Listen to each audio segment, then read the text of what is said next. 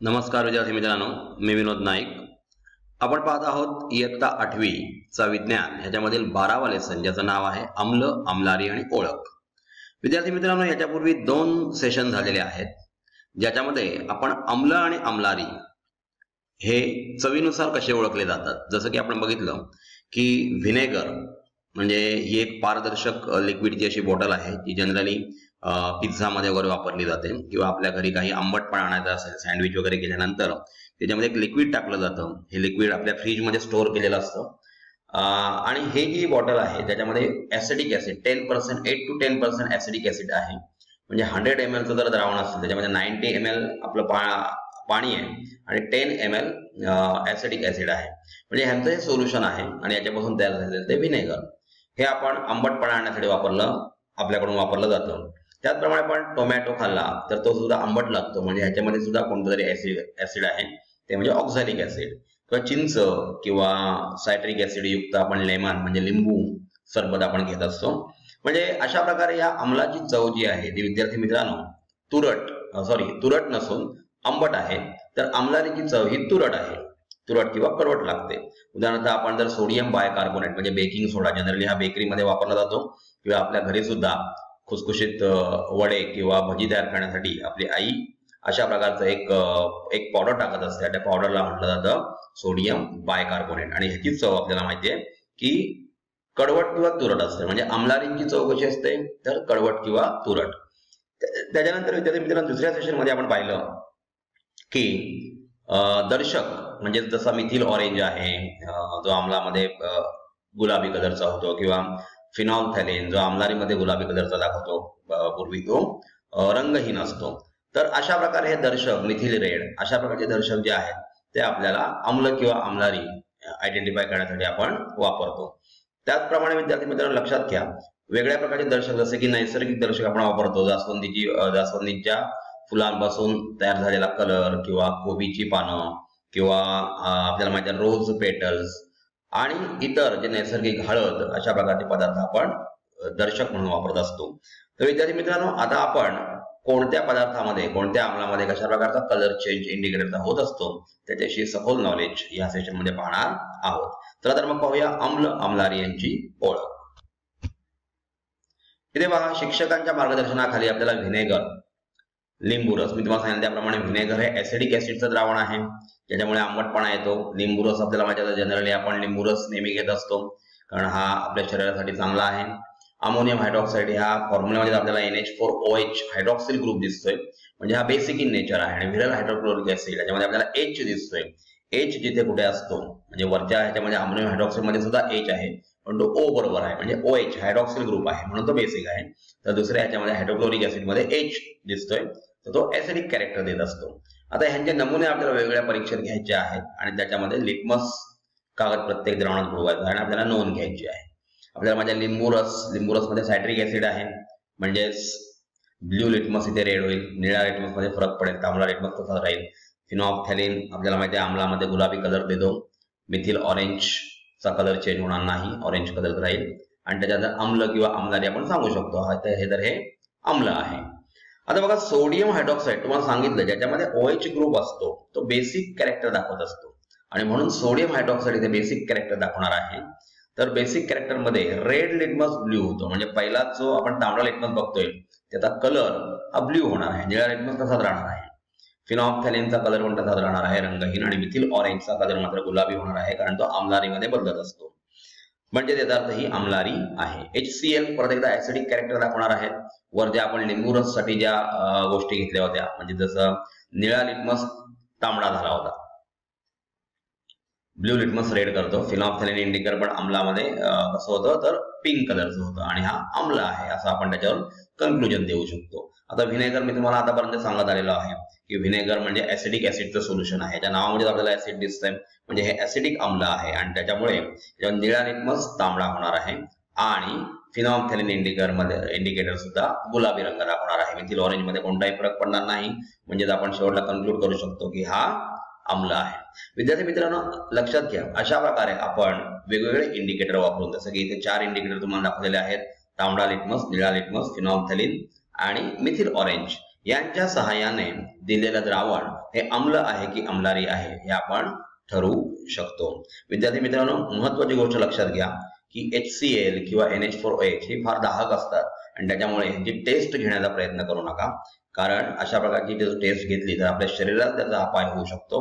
तुम्ही म्हणाल की आपल्या जठरामध्ये सुद्धा HCl तयार होतो, पण HCl ते सौम्य असतो आणि त्याच्यामधून कोणताही इफेक्ट होत नाही. ऍसिडिफाय अन्न करण्यासाठी ते वापरलं जातं आणि नंतर परत पेप्सिन ची क्रिया होऊन त्याच्यामधून प्रोटीनचं सिंथेसिस केलं जातं. म्हणजे हे HCl सौम्य प्रमाणात असल्यामुळे आपल्या शरीराला चालतं, परंतु आपण कोणत्याही बाहेरच्या HCl किंवा NH4OH किंवा NaOH H2SO4 अशा प्रकारच्या कोणत्याही आम्लाची टेस्ट घ्यायची नसते आणि ह्याच्यासाठी आपल्याला हे वेगवेगळे इंडिकेटर दिलेले असतात. तर आपण हे प्रिकॉशन घेतलं पाहिजे आणि म्हणून ही ऍक्टिव्हिटी शिक्षकांच्या मार्गदर्शनाखाली आपल्याला करायची आहे.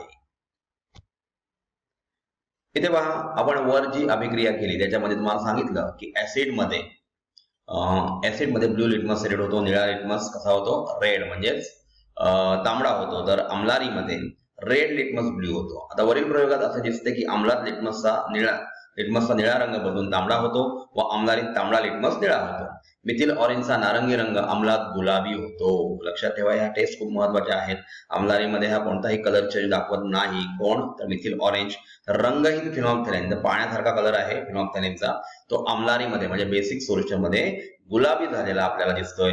अशा प्रकारे आपण इथे अम्ल व अम्लारीच्या लिटमस कागदावर परिणाम बघितला. त्याचप्रमाणे इथे जे सिंथेटिक इंडिकेटर आहेत, सिंथेटिक इंडिकेटर म्हणजे काय, मी तुम्हाला ऑलरेडी सांगितलेलं आहे की अशा प्रकारचे संश्लेषित जे इंडिकेटर्स दर्शक जे आहेत ते फॅक्टरीमध्ये तयार केले जातात आणि नैसर्गिक इंडिकेटर सुद्धा. आता हा जो लायकेन नावाच्या वनस्पतीपासून तयार केलेला लिटमस आहे तो नैसर्गिक आहे तसं बघायला गेलं तर, कारण प्लांट्स पासून बनवतात. तर अशा प्रकारे इंडिकेटरचा वापर करून आपण अम्ल आणि अम्लारीमध्ये फरक काढू शकतो. इथे बघा, घरातील शहाबाद फरशीवर, ओट्यावर लिंबाचा रस, चिंचेचे पाणी यांसारखे आंबट पदार्थ पडले तर काय घडते का? बघा, शहाबाद फरशीचं कंटेंट काय आहे, कॅल्शियम कार्बोनेट CaCO3. समजा कोणताही रस पडला, उदाहरणार्थ आपण HCl टाकलं तर HCl मध्ये CaCl2 तयार होतो आणि कार्बन डायऑक्साईड आणि पाणी तयार होतं. कार्बन डायऑक्साईड फसफसून बाहेर पडतो. त्याचप्रमाणे आता लिंबाचा रस किंवा चिंचेचे पाणी ज्याच्यामध्ये ऍसिड आहे त्याची कॅल्शियम कार्बोनेट बरोबर अभिक्रिया होऊन कार्बन डायऑक्साईड आणि पाणी बाहेर पडतं. कार्बन डायऑक्साईड आपल्याला दिसतो की फसफसून बाहेर फेस आल्यासारखा आपल्याला दिसत असतो आणि अशा प्रकारे शहाबाद फरशीवर त्यांची रिएक्शन होत असते, ऍसिडची रिएक्शन होत असते. आपल्या परिसरातील माती आणून ती अम्ल, अम्लारी की उदासीन आहे हे पहा. विद्यार्थी मित्रांनो, लक्षात घ्या, आता सर्वच प्रकारची फळं एकाच ठिकाणी होत नाही. जसं की हापूस, कोकणामध्ये सर्वात मोठ्या प्रमाणावर मिळणारी जात आंब्याची म्हणजे हापूसची आहे. ती आता आपण साताऱ्यामध्ये तयार करू शकत नाही किंवा दुसऱ्या अहमदनगरमध्ये ती होऊ शकत नाही. महाराष्ट्राचा विचार करता अहमदनगरमध्ये किंवा नाशिकमध्ये तयार होणारी द्राक्ष जी आहेत ती आपल्याकडे तयार होत नाहीत किंवा नागपूरमध्ये तयार होणारी संत्री ही कोकणामध्ये तयार होऊ शकत नाही, कारण या मातीमध्ये अम्ल, अम्लारी किंवा ती उदासीन आहे का, यांचं प्रमाण कशा प्रकारे आहे ते आपल्याकडे जो शेती विभाग आहे महाराष्ट्र सरकारचा त्याच्यामध्ये अशा प्रकारची माती टेस्ट करून बघितली जाते आणि मग ठरवलं जातं की ह्याच्यामध्ये अम्लाचं प्रमाण जास्त आहे का. आपण समजा ज्या भागात राहतो जिथे फॅक्टरी असेल तर आणि SO2 आणि NO2 सारखे गॅस जर तिथून बाहेर पडत असतील तर H2SO4 पाण्याबरोबर अभिक्रिया होऊन पावसाच्या आणि HNO3 अशा प्रकारचे ऍसिड्स तयार होतात आणि त्यामुळे माती कशी होते तर आम्लधर्मी होते आणि अशा आम्लधर्मी मातीमध्ये पीक तयार करणं शक्य नाही आणि म्हणून अशा प्रकारे मातीचा पोत सुधारण्यासाठी आपल्याला त्याच्यामध्ये स्लेक लाईम किंवा बेस मिळवावा लागतो ज्याच्यापासून सॉल्ट आणि पाणी तयार होतं. तर आपल्या परिसरात जी माती आहे त्याच्यामध्ये कोणत्या प्रकारचे घटक आहेत, ती अम्ल आहे का, अम्लारी आहे की उदासीन आहे, म्हणजे त्याच्यामध्ये ऍसिड पण नाही आणि बेस पण नाही. अशा प्रकारे आपल्याला बघावं लागेल आणि त्याच्यानुसार कोणतं पीक आपल्याकडे घेतलं जाईल याचा आपण विचार करतो. बघा, हिरवट डाग पडलेल्या तांब्याची भांडी व काळसर पडलेली चांदीची भांडी चकचकीत करण्यासाठी काय वापरतात? विद्यार्थी मित्रांनो, लक्षात घ्या की हिरवट पडलेली तांब्याची भांडी जी आहे ती हिरवट का पडतात तर कॉपर कार्बोनेटचा थर, कॉपर आहे तांबा आहे म्हणजे, आणि बाहेरचा carbon dioxide CuO copper oxide आणि कार्बन डायऑक्साईड यांची अभिक्रिया होऊन कॉपर कार्बोनेटचा हिरवा थर तयार होतो. तर सिल्वरवर सल्फर डायऑक्साईडचा किंवा सल्फाईडचा थर बसून AgS तयार होतो, सिल्वर सल्फाईड तयार होतो आणि त्याच्यामुळे ते काळ बनतात. तर ते साफ करण्यासाठी कोणत्या प्रकारचे रसायन वापरतात हे आपल्याला शोधून काढायचं आहे. जसं की आपण हिरवट भांडी बघा, आपण त्याच्यावर ऍसिड टाकत असतो, ऍसिड नुसार काय होतं तर त्याच्यापासून हे जे पदार्थ आहेत कार्बोनेट वगैरे कार्बोनिक ऍसिड तयार होऊन ते बाहेर पडतात. दात घासताना टूथपेस्ट का वापरतात? कारण टूथपेस्ट मध्ये आपल्याला माहिती आहे अम्लारी धर्मयुक्त असतात आणि त्याच्यामधून आपल्या दातामध्ये जे अम्ल तयार होतात, आपण काही खाल्लेलं असेल आणि त्याच्यामध्ये पीएच त्याचा कमी होत जातो आणि दात सडण्याची प्रक्रिया होत असते, म्हणून दात घासण्यासाठी अशा प्रकारे टूथपेस्ट वापरली जाते. आपण वेगळ्या प्रकारच्या टूथपेस्ट बाजारात बघितलेले आहेत, जसं की पेप्सोडंट आहे, कोलगेट आहे आणि त्यांच्यामधले कंटेंट कोणते आहेत ते आपण त्या ट्यूबवर जी कंटेंट लिहिलेली असते त्यातून शोधून काढा आणि अशा प्रकारची कंटेंट त्याच्यामध्ये का वापरली जातात हे सुद्धा आपल्याला शोधून काढायचं आहे. आपण इंटरनेटच्या सहाय्याने ह्याचा आन्सर काढू शकता किंवा आपल्याला कोणत्याही शंका असतील तर एएस विद्यालयाचे तज्ञ शिक्षक आपल्याला अशा प्रकारच्या गोष्टींचं मार्गदर्शन करत असतात आणि आपली आकलन शक्ती वाढवण्याचा आम्ही प्रयत्न इथून करत असतो. तर विद्यार्थी मित्रांनो, अशा प्रकारच्या काही क्वेश्चनचे आन्सर आपल्याला शोधून काढायची आहेत. इथे पहा अम्ल. आता आपण ऍसिड म्हणजे काय ते बघूया. अम्ल हा एक असा पदार्थ आहे की ज्याचे पाण्यातील द्रावण हायड्रोजन आयन H+ उपलब्ध करून देते किंवा निर्माण करते. उदाहरणार्थ HCl जर आपण पाण्यामध्ये टाकलं विद्यार्थी मित्रांनो तर त्याच्यामध्ये H+ आणि Cl- तयार होतं, म्हणजे ह्याचं विचरण होतं, ह्याचं डिसोसिएशन होतं आणि त्याच्यापासून H+ तयार होतो. बघा, पाण्यातील द्रावणात हायड्रोक्लोरिकचे विघटन होते आणि याच्या आपल्याला दिसतंय की H+ आणि Cl- तयार होतो. याचप्रमाणे आपण जर H2SO4 टाकलं तर 2H+ म्हणजे 2 हायड्रोजन आयन आणि SO4 वर 2- ग्रुप, अशा प्रकारे या आयनांचं कॅटायन आणि आयनांचं विचरण होतं. HNO3 ग्रुप सुद्धा H+ आणि NO3 वर एक -चार्ज, अशा प्रकारे त्याचं विचरण होत असतं आणि ह्या तिन्ही एक्झाम्पल मध्ये आपण बघतो की H+ आयन बाहेर निघतो, म्हणजे ज्यांच्या विचरणाने किंवा ज्यांच्या डिसोसिएशनने जर H+ आयन बाहेर निघत असेल तर त्याला अम्ल असं म्हणतात. जेव्हा अम्लांची काही उदाहरणे, हायड्रोक्लोरिक अम्लाबद्दल तुम्हाला आताच सांगितलं, HNO3 सल्फ्युरिक ऍसिड म्हणजे H2SO4, यांना रसायनांचा राजा सुद्धा म्हणतात H2SO4 ला. कार्बोनिक अम्ल म्हणजे H2CO3, हे शीत पेयांमधील आहे आणि ज्याच्यामुळे आपण जेव्हा कोका कोला किंवा पेप्सीची बॉटल ओपन करतो तर त्यातून फेस बाहेर निघतो. हा फेस म्हणजे त्याच्यामध्ये असलेला कार्बन डायऑक्साईड, म्हणजे H2O आणि कार्बन डायऑक्साईड यांची अभिक्रिया होऊन H2CO3 म्हणजे कार्बोनिक अम्ल तयार होतं. लिंबू व इतर अनेक फळांतील एस्कॉर्बिक अम्ल, सायट्रिक अम्ल, व्हिनेगर मधील ऍसिडिक अम्ल इत्यादी ही अम्लांची काही विद्यार्थी मित्रांनो उदाहरणं आहेत. अशा अजून कोणत्या गोष्टीमध्ये कोणकोणते अम्ल असतात, जसं की चिंचेमध्ये टार्टारिक अम्ल आहे, ती अम्ल आपण शोधून काढायची आहेत जी सेंद्रिय अम्ल आहेत आणि त्याचा आपल्या शरीरावर त्याचा गंभीर परिणाम होत नाही. आपण वापरत असलेल्या खाद्यपदार्थांमध्ये ही काही नैसर्गिक सेंद्रिय आम्ले असतात. ती सौम्य प्रकृतीची असल्याने खनिज अम्लाप्रमाणे म्हणजे HCl किंवा H2SO4, HNO3 खनिज अम्ल आहेत. तर ही जी अम्ल आहेत जे आपण फळ खात असताना आपल्या शरीरात जातात त्यांचा आपल्या शरीरावर कोणताही हानिकारक किंवा अपायकारक परिणाम होत नाही. इथे पहा पदार्थाचे स्त्रोत आणि आम्ले किंवा नैसर्गिक किंवा सेंद्रिय, यामध्ये बघतोय व्हिनेगर ऍसिडिक अम्ल आहे, संत्र ज्याच्यामध्ये एस्कॉर्बिक अम्ल आहे, चिंच ज्याच्यामध्ये टार्टारिक अम्ल म्हणजे आपण बघतो चिंचेची टेस्ट आंबट का असते आणि त्याच्यात टार्टारिक अम्ल असतं. टोमॅटोमध्ये ऑक्झॅलिक अम्ल असतं. दह्यामध्ये लॅक्टिक अम्ल, आपल्यामध्ये लॅक्टो ऍसिड बॅक्टेरिया जे असतात ते दुधाचं रूपांतर दह्यात करण्यात मदत करतात.